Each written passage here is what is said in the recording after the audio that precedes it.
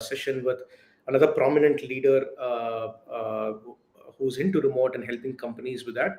And today it's going to be slightly different session. So usually this series we talk to HR leaders or CXOs who run organizations, remote first organizations. Today we have a special guest, Sagar, joining us.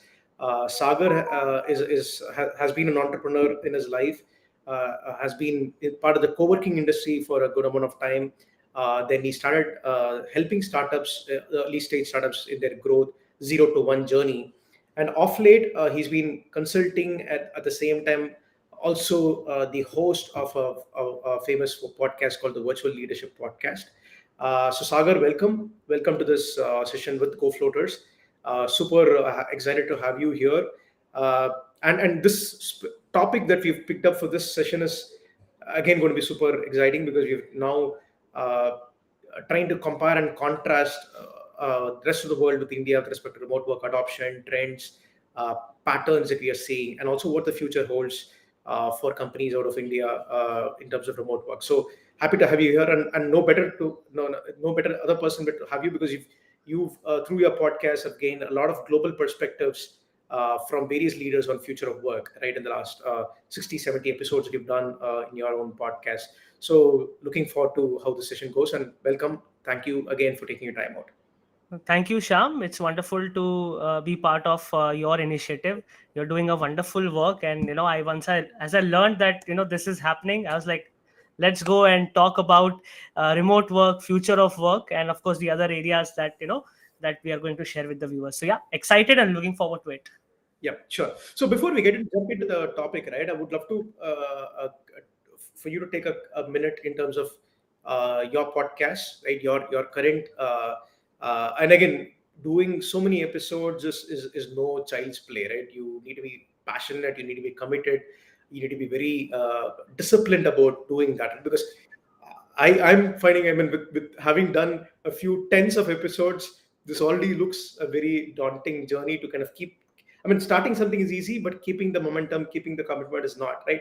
Why don't you spill the beans on your podcast and the kind of people that you end up talking to in the podcast and what kind of perspectives that you plan to gain for yourself and the audience through your podcast?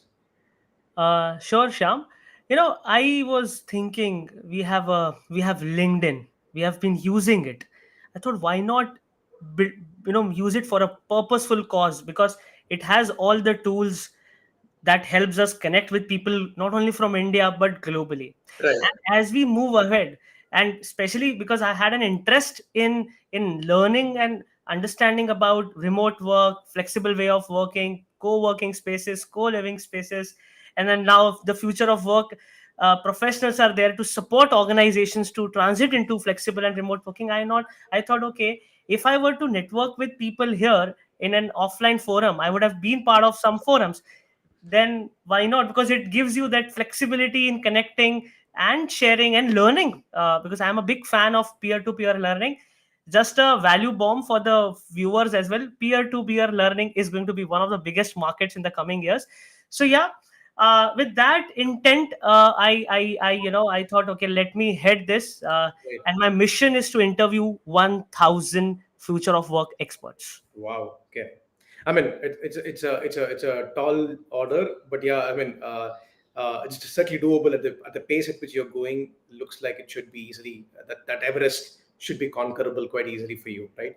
Yeah, it's a great segue into why we are also in this podcast, right? In the sense that learning from leaders, right? The learning opportunity, the peer-to-peer networking and learning opportunity.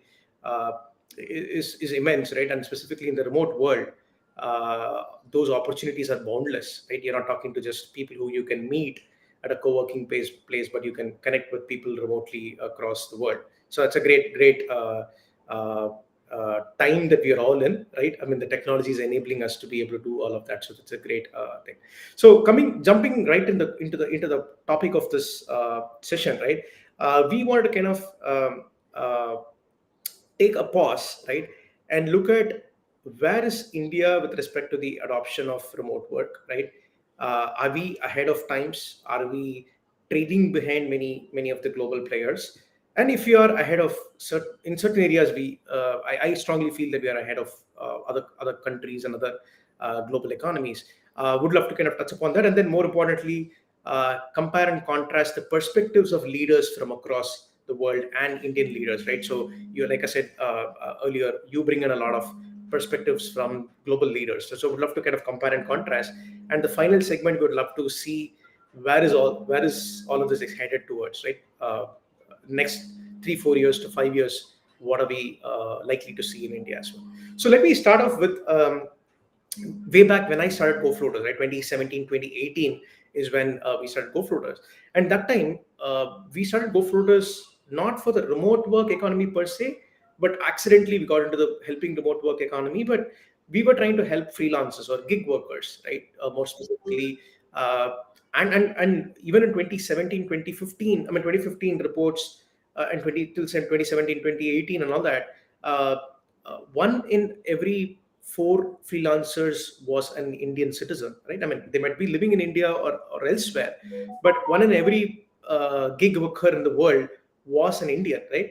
And fundamentally, every gig worker, I mean, most of the times they are remote. They are working from home or they're Yeah. working from, right? So remote work is not new to India, right? It's been there. Just maybe we didn't give it that pedestal that all of us are giving it now, right? So we are putting remote work on a pedestal.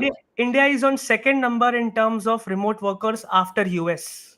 See, In terms of, yeah. So yeah. So we. It's not like it's kind of how do I say, right? It's been like you brush your teeth every day and take bath. Remote workers very common thing, right? It is never. It's not like it is not like an alien uh, uh, concept that has been given to us, right? So we were practicing that already, right? But all of a sudden, you see that if you today. But so that's the point, right? So it's not a new thing that we're all familiar with it. We've all had uh, colleagues, or you yourself have been a remote working. Your first startup was a remote first startup, right? So we've all familiar to this concept, right? But fast forward to 2022, 2023, right? When you go and Google up anything on remote work, right? You say, let's say you want to look at best practices for team engagement, employee engagement, or best practices for asynchronous collaboration. You Google up anything, you don't find anything coming out of India, right? You don't find a lot of well-written articles or well-written content, be it any format of video or articles coming out of India, right? Why do you think that's the case? And I have my opinion, but I would love to hear your opinion on this. so let's for the benefit of the viewers, uh, let's understand the three key aspects of remote work. Okay, one is collaboration, another one is empowerment, and the most important is trust. Right, Okay, these are the three basics. I mean, this is relevant even in the offline way of working or on-site way of working, right, but in remote work these three aspects become even more important. Now the absolutely, question we have to ask ourselves: are we trusting ourselves? are we trusting are we trusting the collaborative process? right, And are we, as leaders, if there are people who are the leadership positions, are we empowering our team with the right knowledge, information and tools, right, offsite? Are we there yet? I don't know what the data is, but are we, any which ways these things are going to impact your work positively Right, if these things are put in the right perspective, and then are being implemented in remote first organizations or flexible organizations. Okay, then we see this, growing. Because one more data I would like to share: by 2025, 20% of Indian population will be working remotely, and the time is now to right, these three into right perspectives. First, build it offline, and then take it ahead. So this is how I would see that these are the questions we have to ask ourselves. right. So absolutely. So I think one very important point that you've brought out across is that maybe, I mean, it's an opinion, right? So maybe uh, uh, the infrastructure is there, the to for Indian teams to be as remote as other global companies can be, right? But are we? There's a question that you're asking, putting forth, saying that are we empowering our employees enough? Are we trusting them enough to kind of make this not just an experiment or a niche thing, but it becomes more mainstream the way and so being mainstream is one, but being recognized as a mainstream way of working, right? It is something that you feel that there could be some gaps there, right? So the other thing that I noticed, right, is that and at the same time, right, you when we was talking before this session, you were talking about great companies that you know in India that are acing and growing rapidly with remote work, and we'll uh, come to those examples, right? And we work with 30 plus remote first organizations of different sizes, right? And 100 others who are like not probably doing remote first at that scale, but certain teams are working remotely or in a hybrid form, right? Uh, so there are companies, quite a few companies uh, in India that are doing remote work in a large scale, right? The entire company is remote, right? It's happening. It's not like these are examples that are not hard to find. I mean, you take, for example, we work with ChargeBee, there's Zerodha, there's InstaMojo. You talked about Cactus Communications, right? So Swiggy has committed itself for flexible workplace policies. So there are innumerous amount of examples, leaders in their own rights that are doing this at scale, right? But we don't see them documenting their journey as well as an Atlassian does or a Doist does, right? Very like openly doing this, right? Sharing this with the world, right? I think we've gotten to get better at that. My opinion, uh, we are not marketing. The companies are not marketing that really well, right? They're not packaging it and saying that hey, we are a remote first organization. Hence, right, our product imbibes the culture of remote first organizations. So they're not using it as a marketing tool to acquire talent or retain talent or acquire customers. I think that's also another bit of observation that I've had, right, as to why you don't see a lot of news in and around remote work being practiced at scale. But it is happening. It's happening. Just that it needs to come out even more than it is happening today. Right? And this your podcast and my sessions are like is a like a small contribution towards documenting those journeys, right? Uh, so now coming back to the global perspectives, right? So the next thing I want to kind of quickly go to Sagar is that uh, in your recent set of sessions that you've had in your podcast, you've spoken to a lot of remote work thought leaders from across the world, right? Remote work advocates, as they would love to call themselves, right? So you've spoken to quite a few of them in the recent past, right? What kind of perspectives uh, are you able to share with us for the Indian audience? What how are these thought leaders approaching remote? Right? What do they see as critical success factors for an organization to succeed in the remote sense? And how do you see contrast in the way Indian companies are approaching remote versus how these other leaders from across the globe are approaching it? So, I have interviewed now about 40 plus folks, and one insight that came out is that with respect to India is that uh, it starts when they are in their when they're teenagers. They're built in a way where they move out of their home as they turn 18, right? Right, uh, that is still a trend. It will take at least 10 more years in India, but that is happening. So we have to understand where that starts. The thought process of being independent or being flexible, or even by force, or not by a choice, or maybe by force, but that shift happens. And as right, they mature into, let's say, if they have done their first stint in any organization, they're already independent from psychological point of view, and now they have, let's say, money, they have gotten that exposure. Now the self actualization takes over. right, Okay, now what needs to be done? If do I want to continue in this direction, or do I want to work from anywhere? And the organizations, let's say, in the rest of the world, specific to, let's say, US and MR region, have tapped into that well. Okay, right, we also have to understand uh, the social and the environmental construct. Like, let's say, right. for in India, in 2016, 2017, okay, startup word was not widely used. And Mm-hmm. then in the last couple of years post pandemic, it has been used, and now you see everything is being documented. The VCs are using the documented information to fund the new startups, and Right. then the Shark Tank happened, which Yeah. took startups to everyone's home. Yeah. Everyone's Now homes. Yeah.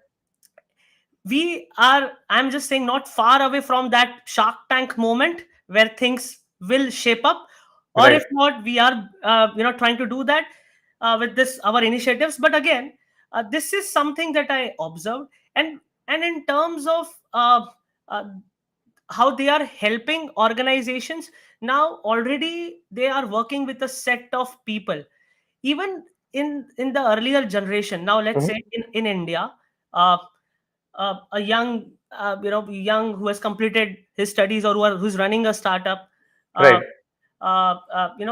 he or she has fair share of struggles. You have to still Hmm. prove yourself. Okay, but things are better streamlined, so it becomes easy. Things are better process oriented, Right. system oriented, and that system oriented process orientation has been has been promoted into their early careers. And so Right. that way they are able to, you see a lot of them are just remote advocates, and Yeah. they're like entrepreneurs. They're helping That's true. organizations transit, Right. right? Right. So I Absolutely. feel that these two aspects, if in India we were to do that, we have to understand our social construct. One of the challenges that we still believe in one to one, let's say, interaction, which is important. But then Right. if an organization is aiming to get global talent, get talent, India itself is a continent, so getting Right. talent Right. from anywhere from India, then we have to Right. start designing mechanisms, training mechanisms, people first thought processes, so that it helps them in their journey. So this is something that I observed. Yeah. Sure. But yes, So, yeah, just one sorry. Go ahead. final point Yeah. in terms of their way of working. Oh my God, they are dedicated. You mentioned self discipline, dedication. These values are highly up there. We Right. can, yeah. So these are the questions that we have to ask them: how self disciplined I am. So there is no Right. rocket science. Time management and communication skills. We have been learning this since our childhood. Yeah. These come into the prime play. So these Right. are the areas we have to focus. Yeah, but I would love to hear your thoughts also, Yeah, Shyam. sure. So I think you mentioned a very interesting point, right? So in terms of how they have gotten introduced to this independent living independently, exploring uh, what they like doing, what they love doing, right? Having the freedom to take those choices, and in a way that's how the societal setup also has been, right? So uh, so that, and probably like some of them have gotten into working much earlier in their life, right? During college days they've probably done some gigs, right? They've done some engagements, right? So they've gotten introduced to the organization, a culture of organization. How do you work with multiple team members, stakeholders, right? Maybe they got introduced to that earlier in their life itself, and hence when they get into like a full-time job, they're able to make those choices. They're able to make those choices, and they prefer to be remote or I prefer to be in office. So that's probably one. And maybe this is just my own opinion, right? And triggered off by what you said, and I would probably vouch for myself being there, right? Is that probably right? And at least I can tell it's true for me, right? The importance that we have given to life, the work in the work-life balance equation, right? The importance that Indians generally give to life over work is a little has been lopsided. At least I have slogged myself off for the first 18, 19 years of, or 15 years at least of my career, right? Where the only goal was get up in the morning and go prove yourself, right? Go prove, grow in the corporate ladder, right? So you kind of do that, right? But I think some of the Western things, they've probably had a little bit better sense of the balance, right? Hey, I want to spend time, I want to travel, I want to do this, I have this fishing as a passion, right? I want, or this skiing as a passion, right? I want to pursue that, right? So I think that also has probably, in a way, given those people the appreciation of remote work, and the freedom it gives to them, the choices it gives to them, maybe slightly better than Indians in that context, right? But if you see today, right, I work with a lot of organizations like I said, right? I keep hearing anecdotal stories that like people are like they're, I mean, younger generation in India. they are taking life in its full extent, right? So they are working out of Ranthambore park for a few days, right? And they're like, I have one employee who I anecdotally spoke to, right? He said, "Hey, GoFloaters has been a blessing for me because I love traveling, right? He's from Hyderabad, right? I go to I go visit my team in Chennai. Then from Chennai, I go to all the other roadless travel places. Then I go to Indore and I go to meet my team there. Then I go to other. So he's kind of combining meeting his team in different cities and his passion of travel and photography, right? Nature photography. He's doing that. So I think like in a way, like the next generation of workers that we are about to see have that sense that they've got to balance this, right? Work is not life, right? I think they've got that appreciation much earlier in their life than probably our generation ever did. I know I'm talking like a 50-year-old now. No, no, no. But that's another realization I've had. Yeah. No, Sham, hats off to you and your like your initiative and your purposeful. And you know what, you mentioned about a very important point, and this is something that even I am trying to, because now you have out of your corporate role, I am also out of that role. Every day we are breaking those patterns. Every day we are questioning, okay, this how, what do you call, uh, uh, let's say not confined, but this is a set thought present, and we are constantly breaking it. Right. And to your point, you know what, yesterday I was watching one of these channels where I follow stock market. One of the renowned stock market legends, he mentioned that one of the bike producers in India, like I would say the name, it's okay, Royal Enfield, it has a waiting of 3 months. Okay, Right. it has a waiting Right. of 3 months. And in my mind I was thinking, okay, if this continues, what are people going to do? They're going to travel in a bike for a month. Of course, they have to earn their money. So Right. flexible way. I see that. Okay, I see that transition. That is how I was thinking. So Right. yes, I think it will begin with a particular, as you said, early adapters, and Hmm. if we empower them at this stage and create a community around it, then we are building that up. We're setting up the game in the right context. Right, right, absolutely. So now let's move to the place where we want to talk about Sure. companies in India that have been successful with implementation of remote, right? So you are privy to a few companies that you mentioned when we were talking earlier, right? So why don't we talk about what we could learn from them, right? What have you observed? Interesting things that you've observed that we could all learn from. So I think couple of companies, I get a better perspective because I have my colleagues working there, and my brother also works there, cousin. So one of them is Cactus Communications, and the other one is Uplers. Okay. So what I like about their approach, specifically from a Cactus point of view, the management and the human resource team, uh, in fact, they got a workplace transformation expert on board Hmm. to make the magic happen. Right, Interestingly, I've interviewed him in my podcast as well. But I'm just saying now, if this if if this happens, if we want to create magic, it will not happen without management's full support. So they right, both have to work hand in hand. We have to right. look for a future where the human resource teams are not just employee engagement partners, or Yep, they're yeah. actually contributing. But yeah, coming back to the main point of that is one thing I've seen, a very good partnership there. Same goes what was Uplus. And the conscious effort for learning and development, conscious effort for giving them tools, keeping a track whether the learning has happened. um, Hmm. that has also been very important, has helped them grow. And one and most important aspect is well-being, because Hmm. everyone, any which ways, we were in pandemic, we understood what isolation is. And then Hmm. sailing through and building this, it cannot happen without keeping the structured well-being plan in shape. I think these things which I've seen are common points in both these organizations. Whenever I interact with them, I have a call with one of the training managers just to kind Hmm. of, we exchange some work. So I just understand, okay, what are they were doing one offsite in Goa, and they were Right. looking for, and in fact they spoke to a couple of advocates based out of Germany and US to see if they could come. So I was really happy with the way they were thinking. to Right. support the Indian team. So I think these are, key learnings that I could quickly share. Yeah. So you talked about like the role of HR specifically, the empowerment that they should have, right?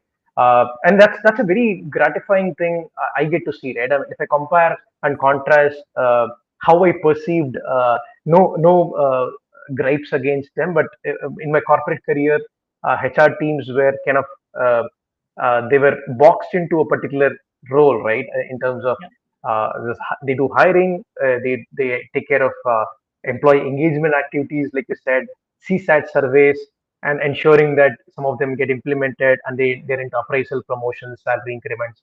Very, very how do I say, right? Bucketed set of activities, right?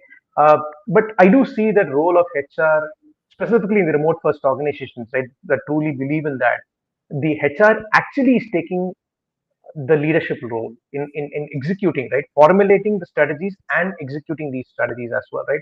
So in fact, out of the companies that we work with, almost in 60-70% of them, my direct point of contact in the organization is the HR leader, right? Wow. It is the CHRO or the senior HR BP or somebody, right? Somebody in the HR role, right? It is no longer, so this remote work, office space, workplace, uh, and all that is no longer the admin or the corporate real estate responsibility. It's kind of the HR responsibility, because they see now these companies, right? And very interestingly, they say employee, for them, right, employee engagement is not a set of activities. It's like they've now, like the nirvana state, right, is about what the employee feels about the day-to-day work that they do. Are they engaged in doing what they do on a day-to-day basis? Do they see themselves growing within the organization, right? Do they see that their contributions is being recognized, and it's kind of going into the right direction of the company? Is it driving it forward? So kind of, they've gone beyond running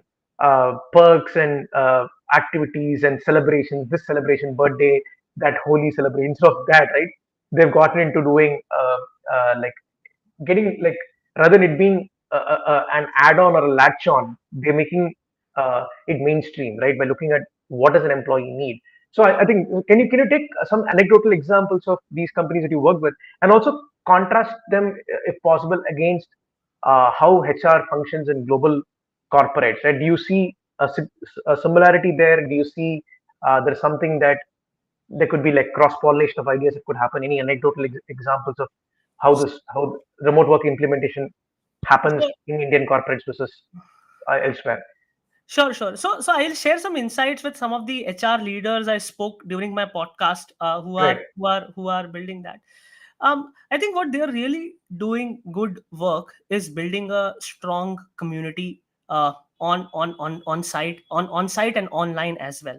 Like right, they're very particular about, we have to catch up in once in 3 months. They're very particular that the management is catching up timely. So this is something that I learned.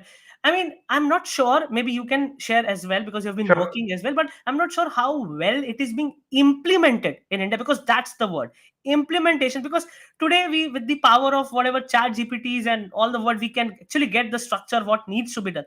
But the power lies in implementation. right, I right, see that they're doing it really well. In fact, right, I like I like the to read content on Jason Fried and David Heinemann, who are the authors of Rework and Remote. Okay, right, they also briefly mention that we ensure that we are catching up timely, because that right, is the key to success. And right. then, of course, then there are resources that allow, be it offsite or co-working spaces, or but that is very important. That is a quick learning that I would like to share. Okay, okay. So interesting that you mentioned that. In our own observation of us working with Indian corporates on their remote work, remote transition, right, or transition into remote first thing. In the initial stages, right. When I say initial stages, I mean just out of the pandemic, uh, uh, till May or till around June time frame, 2022, right. The full focus of the organization was to solve for productivity uh, problems, right? So infrastructure and productivity problems, right? So they were solving for individuals who don't have proper internet connection, or they don't have a calm atmosphere at home to work, right? They don't have even if the company is willing to sponsor a table and chair, they don't even have a space to put that and work in a secluded place, right? So if you see how the maturity levels, or at least the focuses have changed over a period of time. In the initial few months out of the pandemic, or quarter to 2 quarters out of the pandemic, it is all focused on an individual and their productivity, their contributions. How do they? I mean, in fact, in some of the companies, they say, how do I make this person turn up every day and work, right? Because like a lot of times the complaint will be, hey, I'm not able to join this team call because my internet is patchy, right? I'm not able to do this, deliver this because my power just went out, right? So they were all trying to solve for these very how do you say infrastructural issues. Obviously, they were more prominent in tier two, tier three cities than they were in tier one cities, right? But then as the time progressed, in the later part of 2022, right, it became inter-team collaboration, right?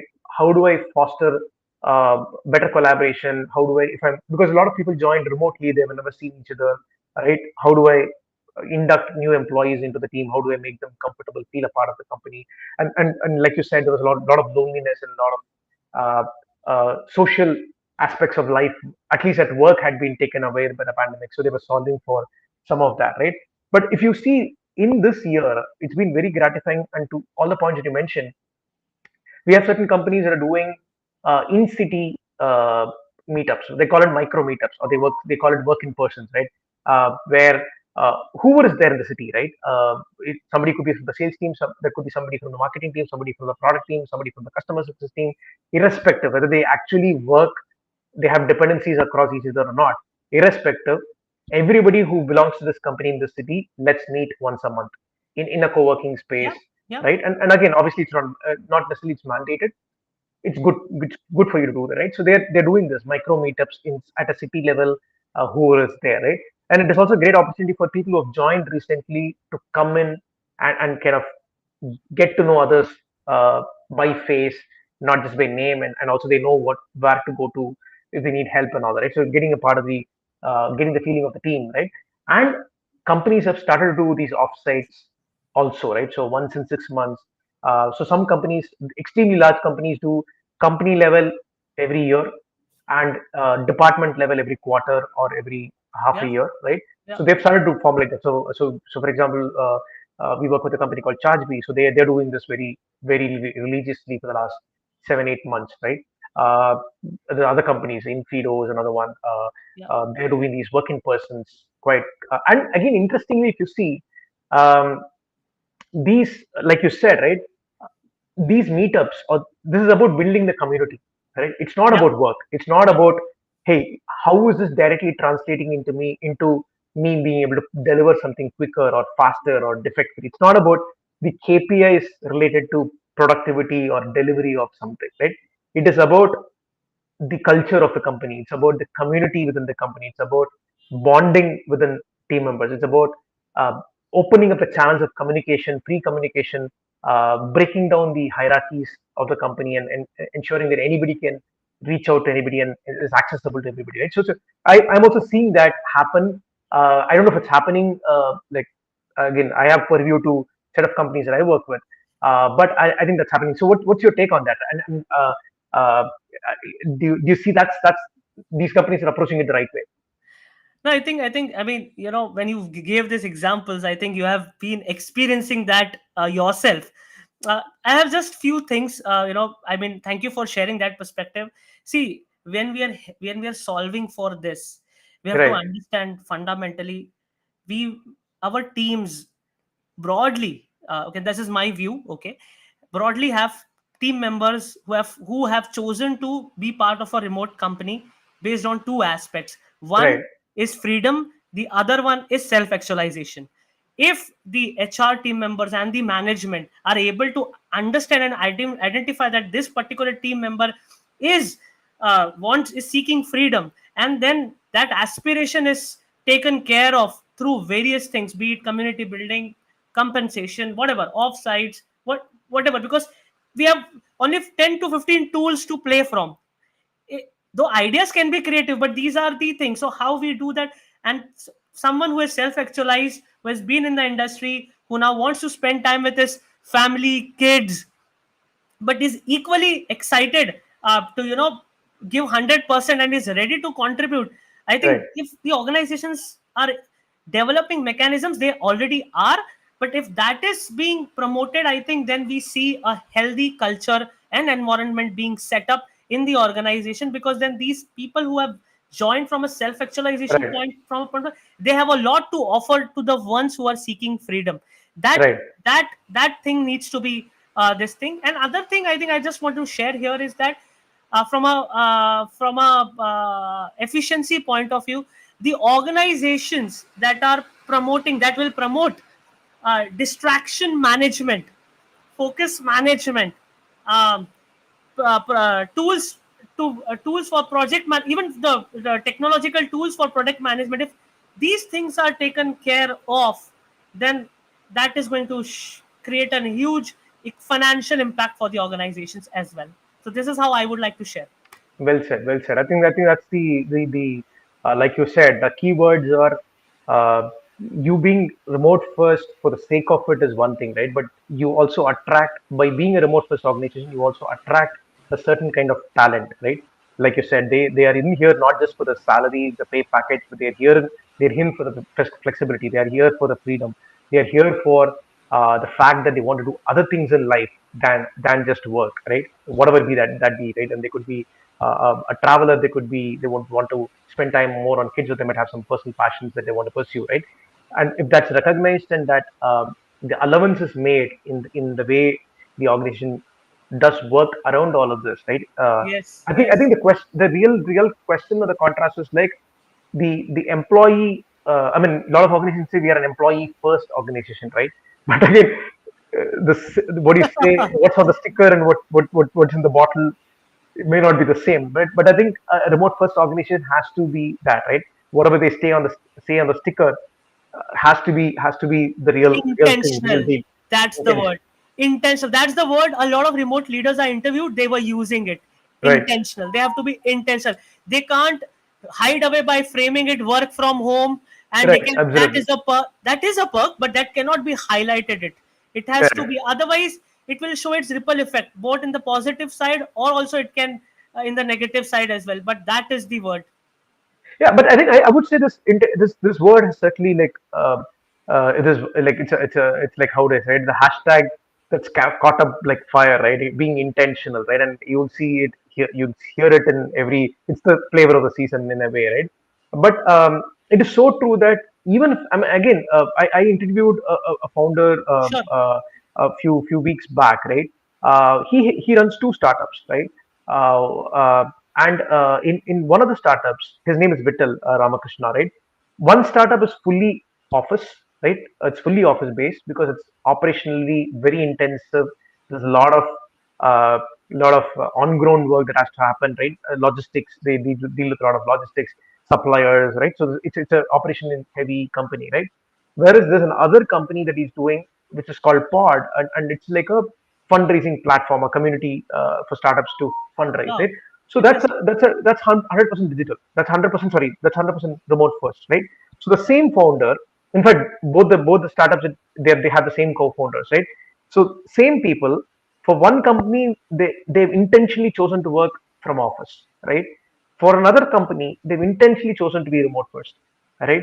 So it's not about like if you saw like a recent controversy that went along the Amazon CEO in a personal conversation with an employee said that, yeah, I don't have real data points to prove that in office is better, but I just have a feeling it's a preference. It's my preference that we all be at the office, right? And I've spoken to 50, 60 other leaders, and they also prefer their employees to be at office. So there's no intent there. There's no intentionality there. There's a preference there. There's like a hunch feeling that's there, right? And I think that's the key. I mean, it's not, it's okay if you want to be a remote first or a completely in office organization, but do you have the data backing it up? Do you have the intentionality backing it up, right? Yeah. Why do you truly believe in this, right? I mean, what do you truly believe is going to happen? And so I think that's the key differentiator on whichever organization culture, right? It would work only when, and again, going back to Simon Sinek's thing, employees will buy why you do certain things, right? It's not Yes. what and how, right? So why are you calling me to the office? Why are you offering me the remote first, right? and are you respecting that truly, right? What does it mean to me, right? Are you respecting truly? So I think that's a key difference, right? And before we move on to the last segment, which is talking about what we can expect in the future, what do you think are the roadblocks? We spoke about like all the examples of companies are doing it correctly, global perspectives, Indian company perspectives, and the trends and all, right? But what do you think for the companies that a lot of companies I talk to, I'm sure maybe in your podcast also, they're cat on the wall. They're still yet to decide whether they want to be going remote first or they want to be RTO, or they've done RTO but have failed, so they're now reconsidering whether they want to do this or not, right?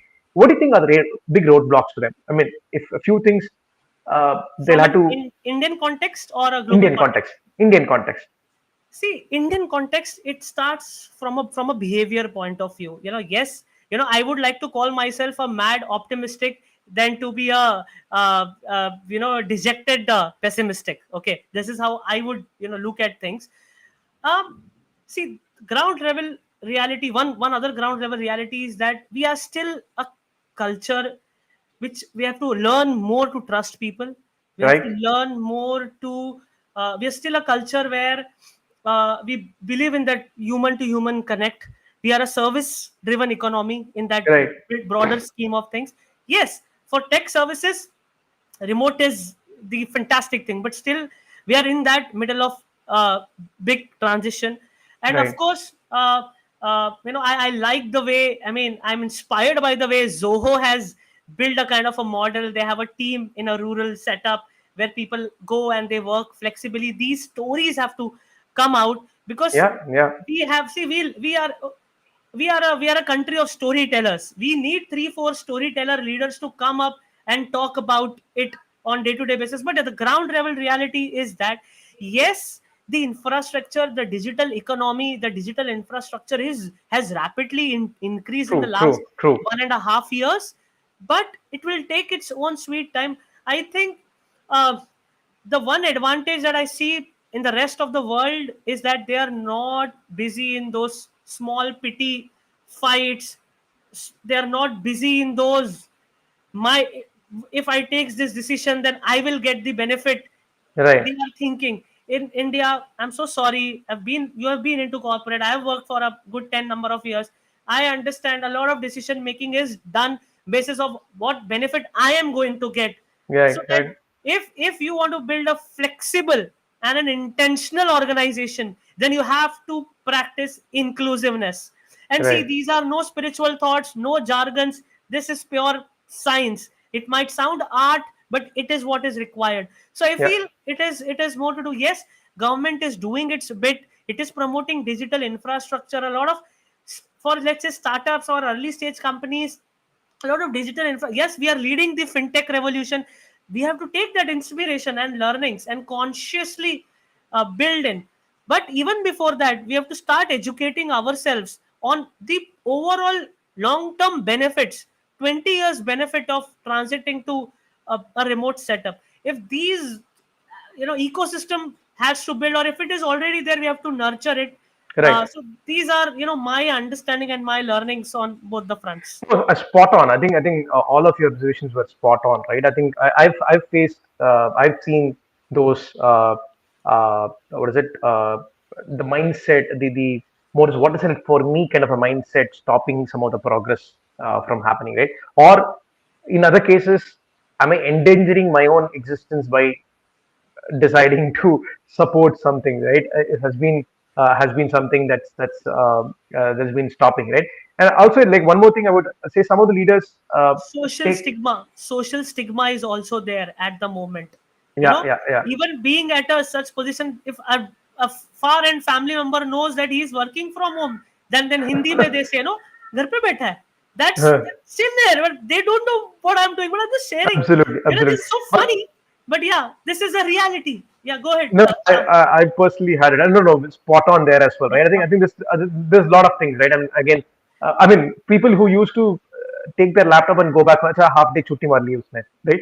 So he may take the Classic. laptop back home and work, right? For all that you know, he's sending emails till 1 o'clock in the morning, but he leaves the office like a few hours early. Then you get that sly remark from somebody from the organization. But yeah, I think this does that. I think that's it's a lot to do with the thinking, the mindset, right? It's not to do with like you said, infrastructure is there, right?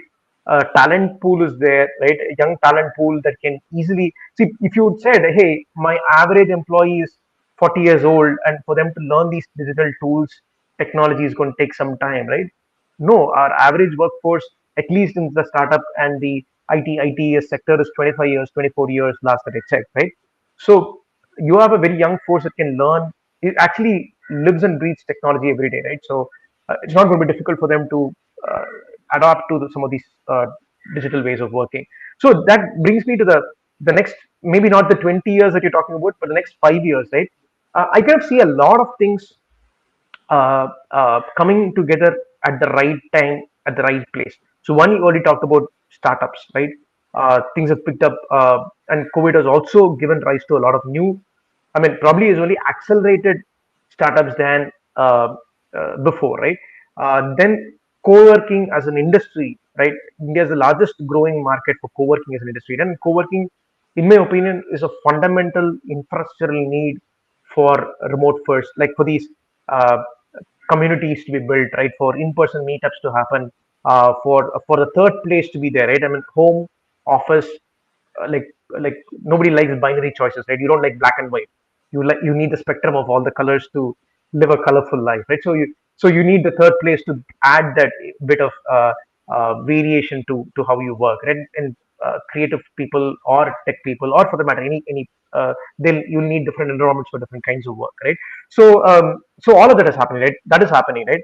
And the fact that we have probably the youngest workforce across the world, right? Again, huge benefit, because these are people who can easily mold themselves into digital ways of working, right? And they are as passionate or more passionate about doing something different than ever generations have ever been, right? And they also want to be experimental, right? They don't want to be acha, the Me Too thing, right?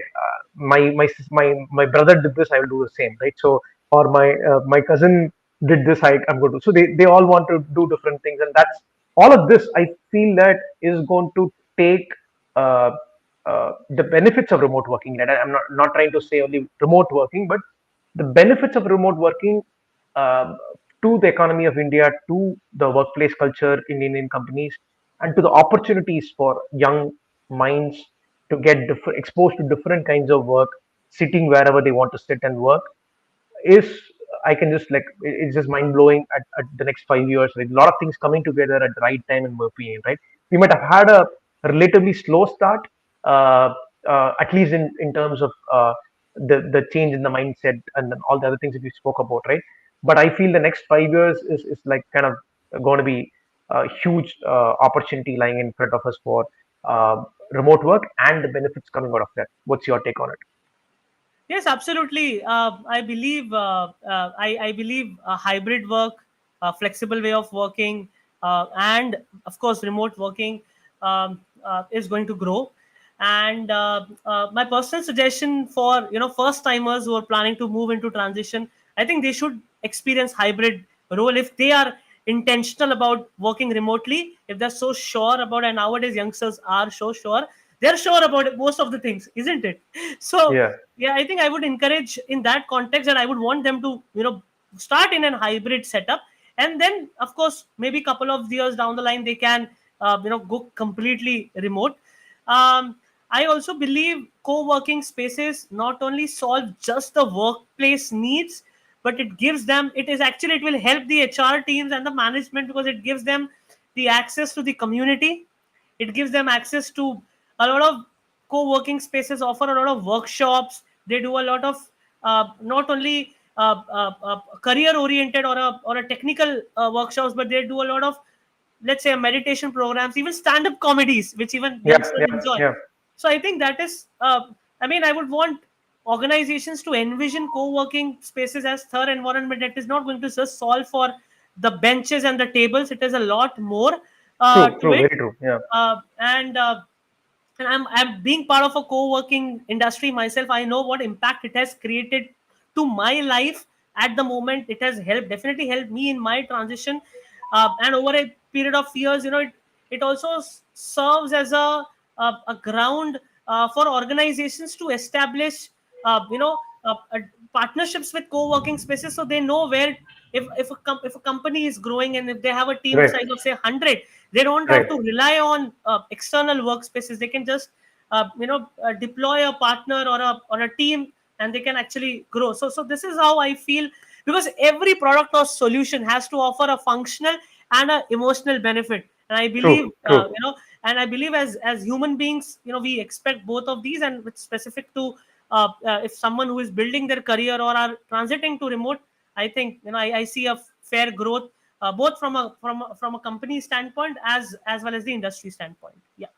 Absolutely, I think it's a great guidance from you, Sagar, that somebody who's fresh into the workplace, right, fresh into a corporate journey, right, it's probably better for them to have a combination of remote and like hybrid, right? So Hybrid. be in person for some time and be remote. So they because it's a lot about getting work done and getting to be an important cog in the wheel of an organization is to kind of understand the organizational dynamics, right? To understand how teams operate, right? How dependencies play out, right? And understanding, and in fact, one of anecdotally, right, one of the leaders that HR leaders that I was interviewing, right, she said that I mean, when you meet this person, right, then you like so when you're slacking somebody and you're asking for something, they might just say yes, no, I will not do it. I'll do it tomorrow, right? So sometimes when you read the text, you might take different interpretation. Is this guy Yes. rude? Is this person not collaborating with me, right? Or is this person having an air to himself, right? Himself or herself, right? But when you meet somebody in person, then you're able to contextualize those text messages easy, right? You're able to kind of almost visualize, right, how in what mood in what do they actually mean, right, rather than the English meaning the words, what do they actually meant, what do they truly mean, right? You're able to contextualize that better, and the non-verbal communication specifically I'm coming to, you don't get that, right? It's not an easy soft skill to develop, to understand non-verbal communication, to kind of use that to your advantage, both for your own personal growth and for others to be comfortable with you, right? All of these, you've got to you can't practice in front of a mirror. You have to practice it in front of other team members in person, right? It's live testing, right? You don't prepare for that through books and documents. So, Sham, I have an idea for the organization. If any organization that is intentional about remote first, they just need to get their team members. First 45 days of your life, you have to work within the team. I think that is a good beginning. Or maybe Right. once every fifth month, 10th month, 1 month you are here. So that training can happen if someone is really wanting to go remote since the beginning. But that Right. physical interaction has to happen, and absolutely bang on. The soft skills, those non-verbal cues. So today that is helping us, isn't it? That is Yeah. helping. Yeah. This Absolutely. experience is helping us. So yeah. Absolutely. And again, I think they need I mean, each of us, right? If you look back at our own careers, right, we would have seen somebody and kept them as a role model in the company, and we have probably emulated some of their traits and attributes, right?